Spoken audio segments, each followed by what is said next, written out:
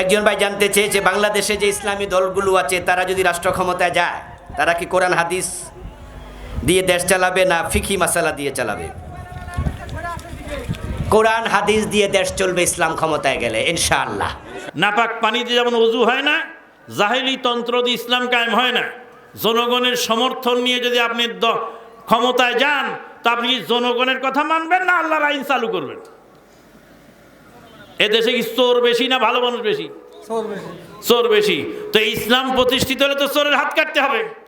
এদেশের কোনো ইসলামী দল কি বলতে পারবে যে আমি ক্ষমতায় গিয়ে চোরের হাত কাটবো?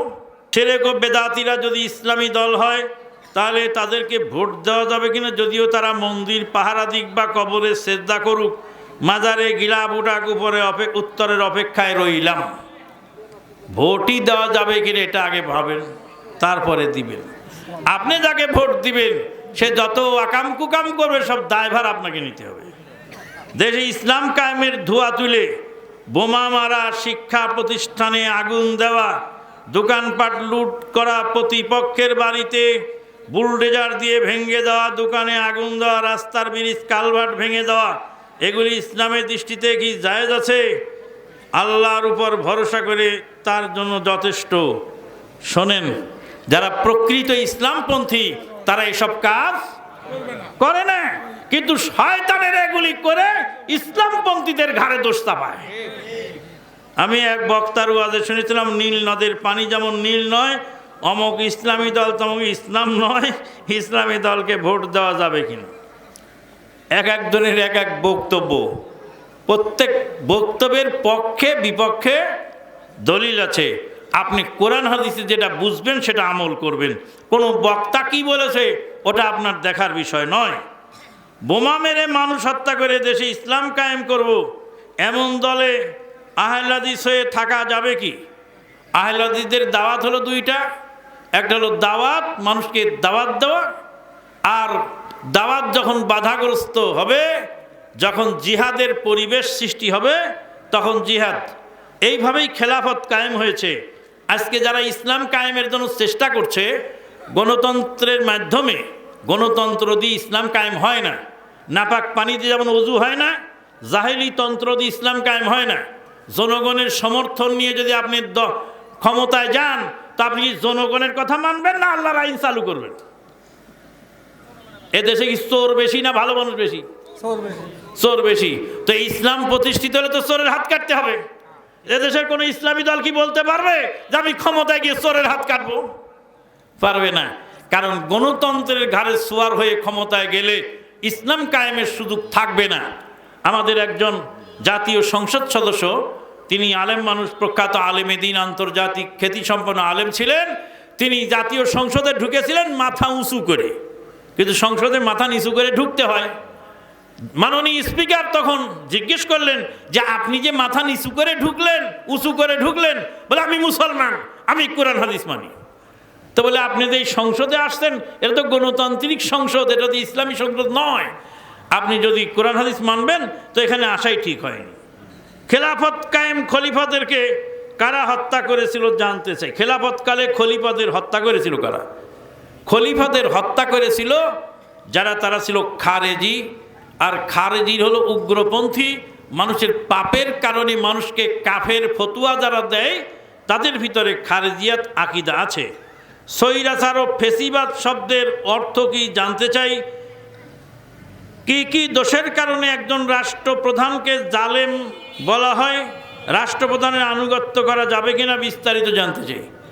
একজন মুসলিম রাষ্ট্র শাসক, একজন মুসলিম শাসক যতক্ষণ পর্যন্ত কোরআন হাদিসের বিরুদ্ধে আপনাকে চলতে বাধ্য না করবে ততক্ষণ পর্যন্ত আপনি তার হুকুম মানবেন, তার হুকুম ততক্ষণ পর্যন্ত মানবেন। তার বিরুদ্ধে বিদ্রোহ করতে হলে 4টা শর্ত। 1 নম্বর প্রকাশ্য কুফরি, সেই কুফরির সপক্ষে দলিল থাকতে হবে, তাকে নামানোর ক্ষমতা থাকতে হবে, তাকে নামায়ে যাকে উঠাবেন সে তার চেয়ে ভালো হতে হবে। একজন রাষ্ট্রপ্রধান যদি কালেমা, নামাজ, রোজা, হজ, যাকাত এবং ইসলামের অন্যান্য বিধিবিধান সাধ্যমতো পালন করার চেষ্টা করে, তাকে ইসলামের দৃষ্টি উৎখাত করা জায়েজ হবে কি? জি না।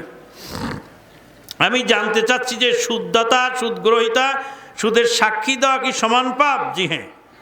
আমরা শুনেছি 1 টাকা সুদ খেলে নাকি 36 বার মায়ের সঙ্গে জেনা করার পাপ হয়। তাহলে একজন নেতাকে দেখছি সুদখোর, তাকে সাপোর্ট করা কতটা যুক্তিসঙ্গত? সুদ কি তাহলে হালাল হয়ে গেল? জি না, একজন নেতাকে সুদের কারণে সাপোর্ট করা হয় না। একজন মানুষের অনেক গুণ থাকে। একজন সুদখোর মানুষ, কিন্তু তার ভিতরে অন্য একটা গুণ আছে, যে গুণের কারণে তার কাছ থেকে আমরা সহযোগিতা নিয়ে থাকি। আপনারা তো হাদিস কুরআন পড়বেন না, বুঝবেনও না। আল্লাহর নবীর চাচা আবু তালেব কি মুসলমান ছিল না কাফের? আবু তালেব কি মুসলমান ছিল না কাফের? নবী কাফের চাচার সাহায্য নিতেন কিনা? নবীর চাচা নবীকে সাহায্য করেন নাই? তো চাচা তো কাফের। চাচা কাফের চাচার সাহায্য নিয়েও নবী ইসলামের খেদমত করেছে।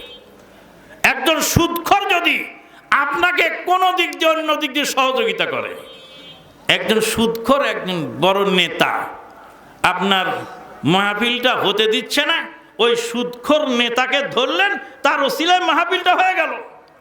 একজন সুদখোর আপনার মসজিদটা ভেঙে দিল বিরোধীরা, এই সুদখোরের মাধ্যমে আপনি মসজিদটা ঠেকায় দিলেন, এটার সাহায্য নেওয়া যাবে না? রাসূলুল্লাহ সাল্লাল্লাহু আলাইহি ওয়াসাল্লাম বলেন, ইন্না হাযা দ্বীন লা ইউয়াইদু বিরাজুলিন ফাজিরিন ওয়া ফি রাওয়ায়াতিন বিরাজুলিন ফাসিকিন। আমরা শুনেছি বিগত প্রধানমন্ত্রীকে নাকি সংসদে প্রশ্ন করা হয়েছিল, সকালে উঠে আপনি কি করেন? তিনি বলেছিলেন, শেষ রাতে উঠে প্রথমে তাহাজ্জুদ, তারপর ফজর সালাত আদায় করি, সবশেষে কোরআন তেলাওয়াত করি, দিনের অন্যান্য কাজ করি। এমন প্রধানমন্ত্রীকে ইসলামের দৃষ্টিতে নাস্তিক, কাফের, অমুসলিম বলা যায়?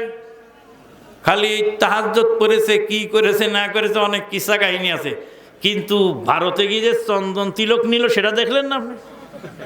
হ্যাঁ, সেটা দেখলেন না?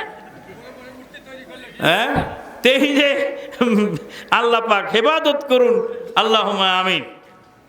কোরআনে কতবার বলা আছে আদমের নাম, মুসা আলাইহিস সালামের নাম, ঈসা আলাইহিস সালাম, মুহাম্মদ সাল্লাল্লাহু আলাইহি ওয়াসাল্লাম। বেহেশতের হুর সম্পর্কে কত কত নম্বরে বলা আছে, ওসব আমি গুনি নাই, আপনি গুনে দেখে নিন।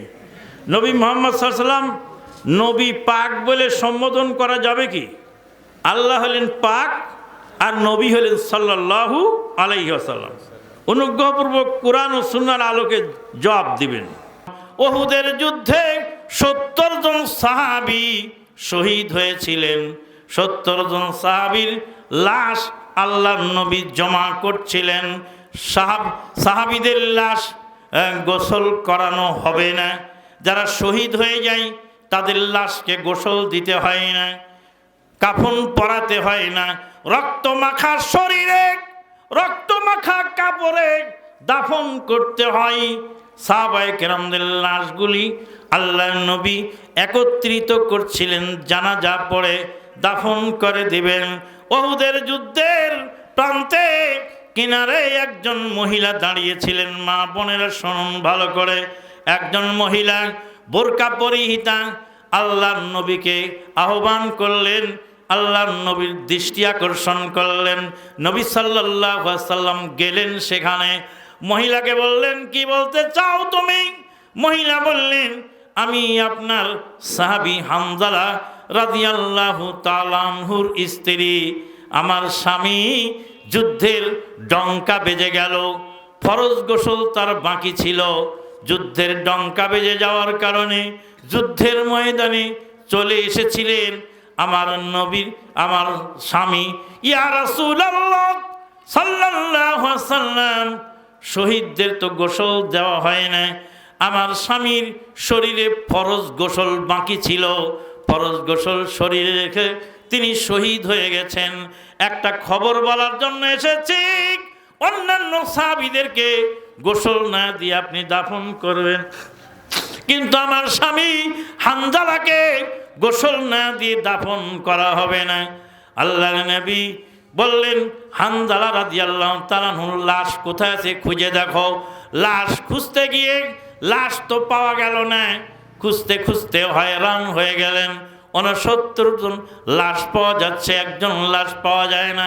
আল্লাহ নবী আসমানের দিকে তাকালেন, আসমানের দিকে তাকায় দেখছেন আসমানের নিচে জমিনের উপরে মেঘের পানি দিয়ে ফেরেশতারা তাকে গোসল করাচ্ছে। আল্লাহ নবী নাম রেখে দিলেন গাসিলুল মালায়েকা, ফেরেশতাদের গোসল প্রাপ্ত সাহাবী হানজালা রাদিয়াল্লাহু তাআলা আনহু। আল্লাহ নবীর আরেকজন সাহাবী লাশটা দেখে আল্লাহ নবী কান্নায় ভেঙে পড়লেন। এই সাহাবীর শরীরে এত তীরের দাগ, এতগুলি তীর, গুনে গুনে দেখা গেল ৮৬টা তীর একজন সাহাবীর গোটা শরীরে লেগে আছে। কতটা? 86টা তীর। ৩.৫ হাত বডির মধ্যে ৮৬টা তীর কি করে বিঁধল? আল্লাহ নবী জিজ্ঞেস করলেন, আমার আবু দুজানার এই দুর্গতি কেন? তার লাশ কেন এতটি তীরবিদ্ধ হলো? সাহাবায়ে কেরামগণ বলেন, ইয়া রাসূলুল্লাহ সাল্লাল্লাহু আলাইহি সাল্লাম, আপনার এই সাহাবী আপনার সামনে দাঁড়িয়েছিলেন, কাফেরেরা তীর নিক্ষেপ করে আপনার শরীরের দিকে। সাহাবী তীর ধরে নেয় হাত দিয়ে, সাহাবী বাম হাত দিয়ে তীর ধরে, সাহাবী বুক পেতে তীর ধরে, সাহাবী পিঠ পেতে তীর ধরে, সাহাবী শরীর পেতে তীর ধরে। গোটা শরীরে তার তীরবিদ্ধ হওয়ার কারণ একটা তীরও আপনার গায়ে লাগতে দেয় নাই। আপনাকে নিক্ষেপ করার জন্য, আপনাকে লক্ষ্য করার জন্য যতটি তীর কাফেরেরা নিক্ষেপ করেছিল সবগুলি তীর সেই আবু দুজানা একা ধরে নিয়েছিলে। আমরা তো এখন নবীর প্রেমিক, তাই না? দাড়িও নাই, মুছও নাই, নবী তোমার প্রেমে আমি পাগল পারা। হ্যাঁ, দাড়িও নাই, মুছও নাই, নবীর সুন্নতের উপরে আমল নাই, নবীর দিনের জন্য সাহায্য করা নাই, কিন্তু নবীর মোহাব্বতে পাগল পারা। নবীর নাম থুয়েছে আশেকে রাসূল, আর গাজার কলকি টান দিল, মুখে গাজার গন্ধ।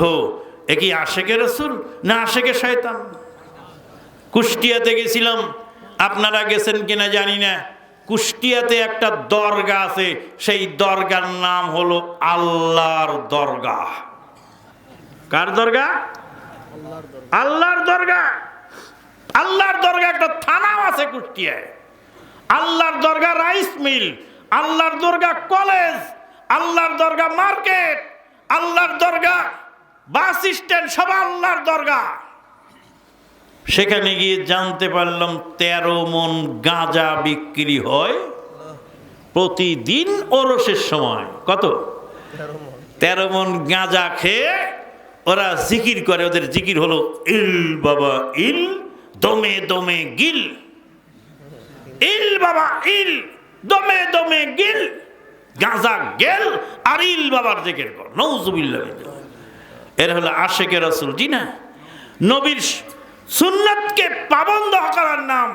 মান আহাব্বা সুন্নতি ফাকাদ আহাব্বানি, যে আমার সুন্নতের আমল করবে সে আমার উপর আমাকে মোহব্বত করবে।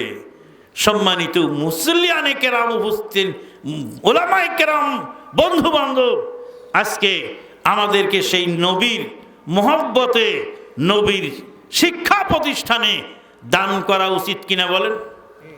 আপনারা কি আজকের ওয়াজ শুনে খুশি না বেজার? কারা কারা খুশি? 2 হাত তুলবেন, 2 হাত তুলবেন, 2 হাত তুলে রাখেন। আল্লাহ তোমার বান্দারা খুশি হয়েছে, তুমিও খুশি হয়ে যাও। বাম হাত নিচে নামান, ডান হাত পকেটে ঢুকান, পকেটে ঢুকান। সালেহি সাহেব কালেকশন করে গেছে যে খেতা জাল দিয়ে চাপ দিয়ে নিয়ে গেছে। খেতা জাল দিয়ে সালেহি সাহেব চাপ দিয়ে নিয়ে গেছে, কিন্তু পুকুরে মাছ ধরার পরে শেষে আর এক টান দিলে আরো কিছু পাওয়া যায়। তো রুমাল নিয়ে, গামছা নিয়ে যুবকেরা আবার ঢুকে পড়ো। পরিশেষে আপনারা যে যা পারেন, 5 টাকা হোক 10 টাকা হোক, যতটুকু পারেন দেবেন। মা বোনেরা যারা পর্দার আড়ালে ওয়াজ শুনলেন, আপনাদের ওয়াজ তো করার সুযোগ হলো না। আইয়ুমা ইমরাতিন ইদা সাল্লাত খামসাহা ওয়া সামাত শাহরাহা কেউ যাবেন না প্লিজ, মেহমান ফেলে কেউ যাবেন না। আমরা একসঙ্গে কাফারাতুল মজলিস পড়ে আমরা বিদায় হব ইনশাআল্লাহ।